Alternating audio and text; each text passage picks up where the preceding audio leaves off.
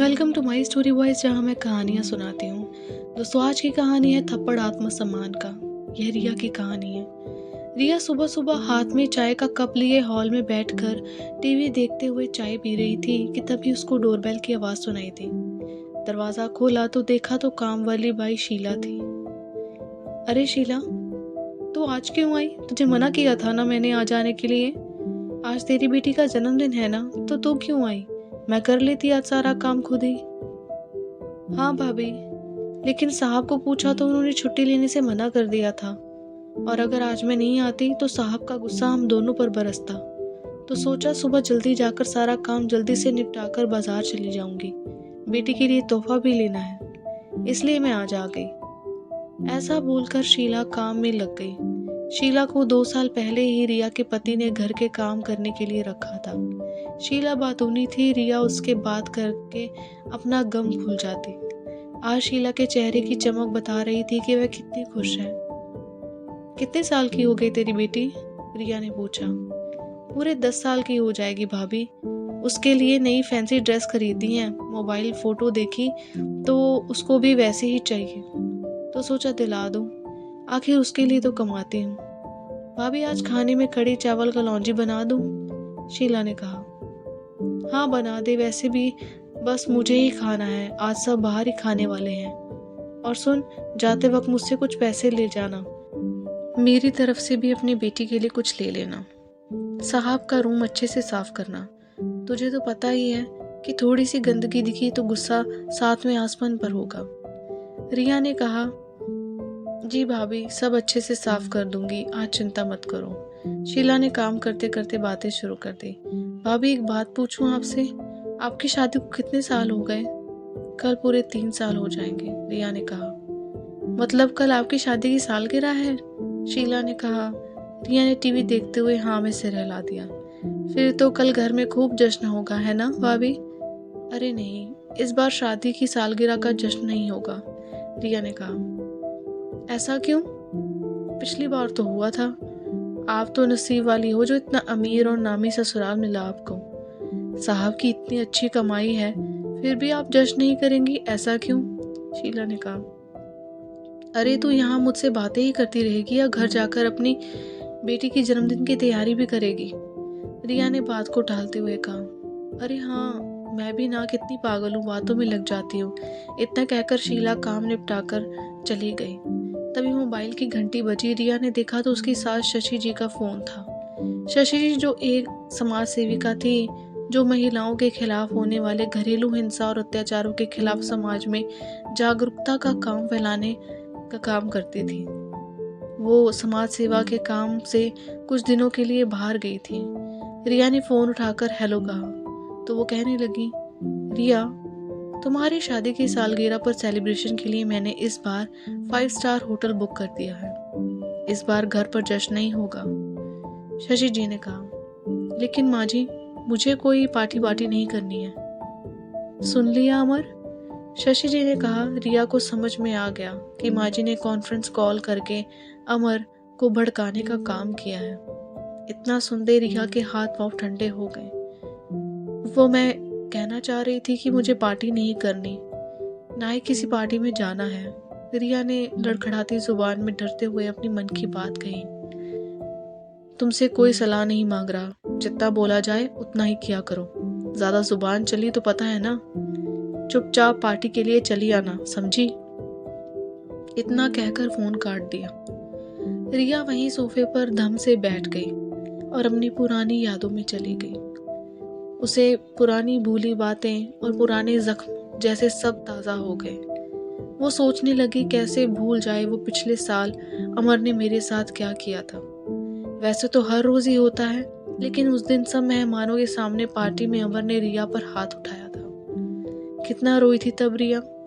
सब वहीं थे उस वक्त, लेकिन किसी ने कुछ नहीं कहा। सासू माँ ने सबके जाने के बाद कहा, पति पत्नी में छोटे मोटे झगड़े तो होते ही रहते हैं।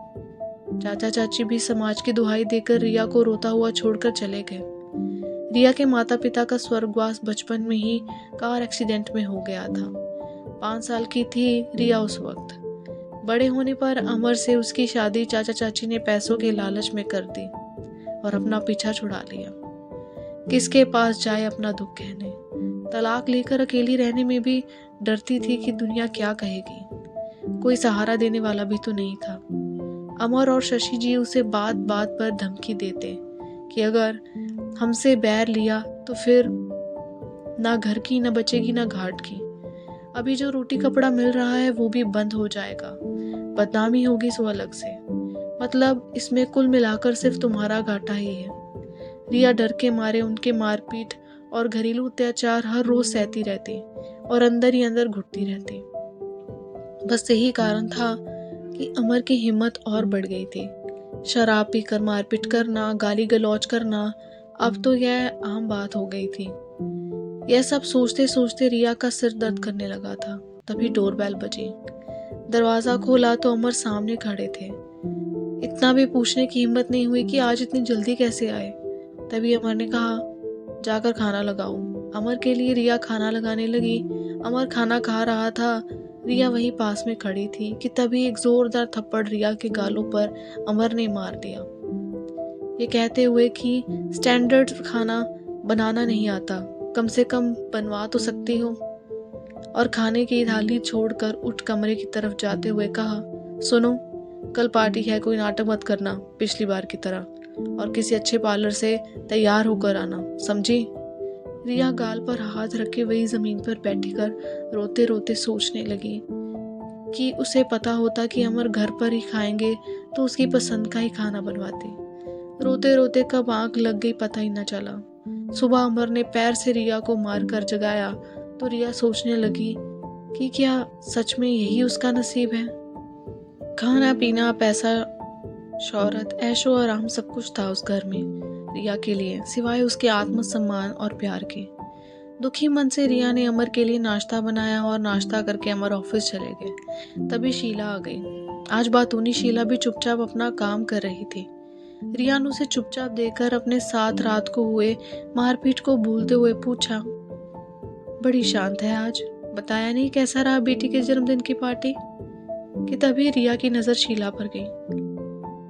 तुझको यह चोट कैसे लगी, कहीं गिर गई थी क्या तू, इसलिए तू आज इतना शांत है, बता तो सही क्या हुआ। इतना सुनते ही शीला की आंखों में आंसू आ गए। भाभी क्या बताऊं, कल रात मेरे मर्द ने शराब पीकर मुझे बहुत मारा और सारे पैसे भी छीन लिए, बेटी का जन्मदिन भी खराब कर दिया मरे ने। क्या? रिया ने आश्चर्य से पूछा। हाँ भाभी, शीला ने सिसकते हुए पूछा।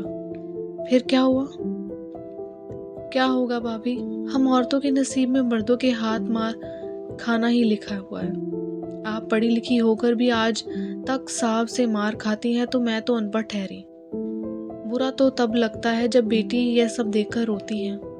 आपको तो अभी बच्चे नहीं, इसलिए आप अकेली ही सब दुख सहती रहती हैं। मुझे तो बेटी को देखकर रोना भी आता है और चिंता भी कि कहीं आगे चलकर इसके साथ भी यह सब हुआ तो।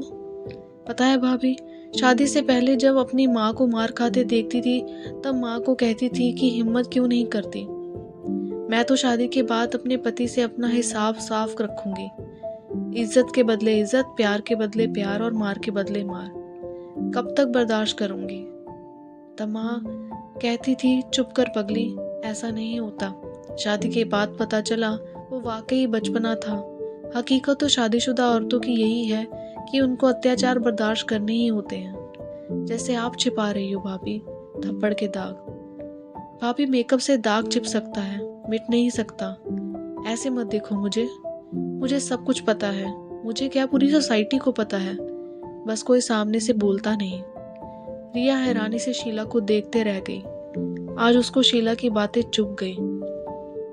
शीला अपना काम निपटा कर चली गई, लेकिन रिया सोचने लगी। तभी अमर का फोन आया। रिया सुनो, मैं ऑफिस से सीधा होटल आ जाऊंगा, तुम ड्राइवर के साथ चली आना। रिया ने मन मार के हम कह के जवाब दिया और शाम को तय समय पर रिया होटल पहुंच गई। पार्टी शुरू होने वाली थी। सभी मेहमान आ चुके थे। तभी रिया भी वहां आ गई। अमीरों की महफिल में मेकअप से लीपे पोते चेहरे जाम से जाम टकरा रहे थे। अमर की नजर जैसे ही रिया पर गई, वो उसका हाथ घसीटते हुए होटल के एक कमरे में लेकर आया।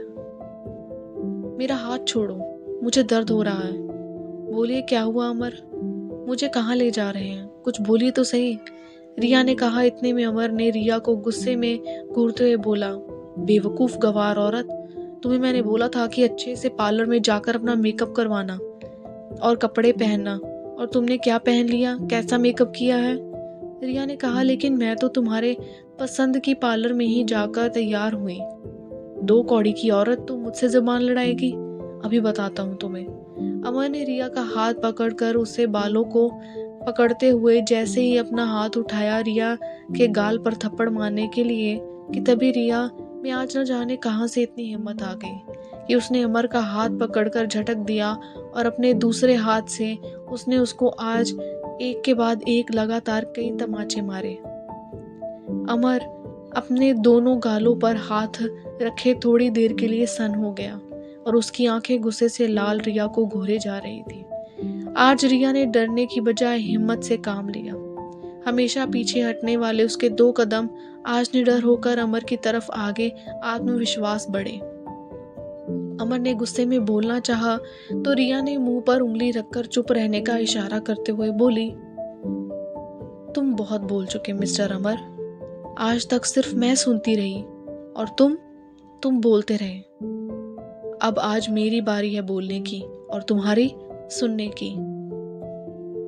मैं कोई खिलौना नहीं हूं जिसे तुम जब चाहे जैसे चाहे खेलोगे, समझे?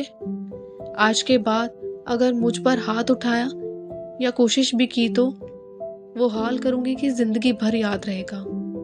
समझ आई बात मिस्टर सो कॉल्ड अमर सिन्हा? अगर चाहते हो कि पार्टी में कोई तमाशा ना हो और सबके सामने तुम्हारी इज्जत बनी रहे तो चुपचाप पार्टी में चलो। दरवाजे पर खड़ी शशि जी रिया के पास आई और बोली, तेरी इतनी हिम्मत कि तू मेरे बेटे को मारे? तू होती कौन है मेरे बेटे को धमकी देने वाली? तू शायद भूल गई कि मैं कौन हूँ। अगर हम तुझे छोड़ दें तो तू वापस रास्ते पर आ जाएगी। किसके दम पर इतना कूद रही है? ये फिल्म नहीं, असल जिंदगी है मैडम। यहाँ तलाकशुदा या ससुराल से निकाली गई औरत की कोई इज्जत नहीं करता। तुझे पता नहीं किससे दुश्मनी मोल ले रही है। आदरणीय सासू माँ, आज आप भी चुप ही रहें तो बेहतर होगा। अपने अय्याश शराबी अमीर बेटे की शादी मुझसे इसलिए कराई कि अनाथ गरीब लड़की चुपचाप आप लोगों के सब जुर्म बर्दाश्त करती रहेगी। लेकिन अब ऐसा नहीं होगा। अब चुप रहने की बारी आपकी, वरना जिस समाज और मीडिया में लोग आपको देवी मानते हैं, जो औरत शशि देवी को न्याय और महानता की मूर्ति समझती हैं, वही औरतें समाज मीडिया जब देवी समझने जाने वाली शशि जी को खुद उसी जुर्म की सजा भुगतते देखेंगी तो कितनी इज्जत रह जाएगी आपकी। जरा सोच कर देखिए। जब शांति देवी की बहू मीडिया के सामने बोलेगी घरेलू हिंसा की बात तो क्या होगा? जंगल में आग की तरह ये खबर हर मीडिया चैनल के ब्रेकिंग न्यूज में फैली होगी। उम्मीद करती हूँ अब आपकी समझ में आ ही गया होगा मेरी बात। और क्या कहा आपने कि मुझे अगर आप लोग छोड़ देंगी या तलाक दे देंगी तो वो गाना सुना है आपने, इसमें तेरा घाटा। इसलिए बेहतर होगा मुझे आप ये धमकी ना दें, क्योंकि मेरे पास कानून है जहां मैं न्याय मांग सकती हूँ। सही कह रही हूँ ना मैं? मेरी चुप्पी को आप दोनों ने मेरी कमजोरी समझ रखा था, पर अब और नहीं। अब बस, मैं पढ़ी लिखी आज की नारी हूँ, अपने सभी सामाजिक और कानूनी अधिकार भी जानती हूँ। मुझे आपकी दया की जरूरत नहीं। नारी कोई मूर्ति नहीं, इंसान है। यह बात हमेशा याद रखिएगा। मर्जी अब आप लोगों की। आप दोनों यहाँ आराम से बैठकर सोच लो कि क्या करना है। मैं पार्टी में जा रही हूँ। दोस्तों, ये थी कहानी रिया की। यह पूर्णतः काल्पनिक कहानी है। किसी भी त्रुटि के लिए माफ करें। कहानी का सार सिर्फ इतना है कि हर महिला को खुद को हर परिस्थिति में निडर, मजबूत और सकारात्मक बनाए रखना चाहिए, जिससे विपरीत परिस्थितियों में भी अपनी समस्याओं का समाधान सोचने से भी मिल ही जाता है। ताकि ये कहानी सुनकर कुछ औरतें अपनी जिंदगी में बड़ी मुसीबत में भी हिम्मत बनाए रखें।